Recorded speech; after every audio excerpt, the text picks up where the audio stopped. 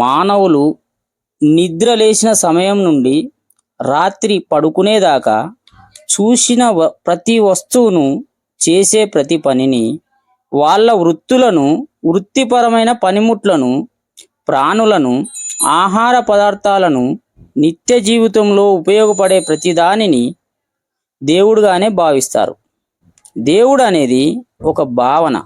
దానికి ఏ శక్తి లేదు, మాయ లేదు, మర్మం లేదు, మంత్రం లేదు. దానికి భౌతికత అనేదే లేదు. రూపంలో కానీ ఆకారంలో కానీ ఒక స్పష్టత కలిగి లేదు.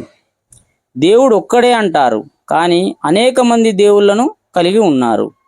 భావన అనే దేవుళ్ళు ఊహించుకోవడానికే పనికొస్తారు. కానీ ఎన్ని పూజలు చేసినా, ఎంత భక్తితో కొలిసినా మీ దేవుడు ప్రత్యక్షం అవడం, ఎవరిని రక్షించడం అనేది జరగదు.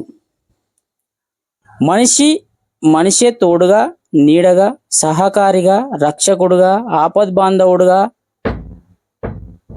ఒకరికొకరు ఆదుకోవాలి. మనిషి ఎంత ఆపదలో ఉన్నా సరే ఆదుకోలేని వారు హుండీల్లో దొంగచాటుగా కోట్ల విలువ చేసే కానుకలు సమర్పించుకుంటారు.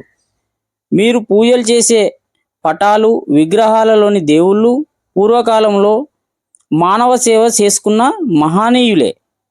మీరు కూడా మానవ సేవ చేసుకుంటే మహనీయులే అవుతారు. దేవుడు అంటే ఏ శక్తో వ్యక్తో కాదు, ఒక మంచి భావన, మంచి పని, మంచి వ్యక్తిత్వం. మంచి అనేది ఏదైనా దేవుడే. దేవుడు అనేది మీ మంచి హృదయం మాత్రమే. దేవుడు ఏ ఒక్కరు సొత్తు కాదు, ఏ ఒక్కరూ కాదు. మన చుట్టూ ఉన్న ప్రకృతి మొత్తం దేవుడే. ప్రకృతి వల్ల మానవులకు ఎంతో మేలు జరుగుతుంది. అది మానవుల జీవనాధారం. ప్రకృతి లేనిదే ఏ జీవరాశి కూడా మనుగడ సాగించదు. కాబట్టి మంచి తలపెట్టేదేదైనా దేవుడుగానే భావించడం జరిగింది.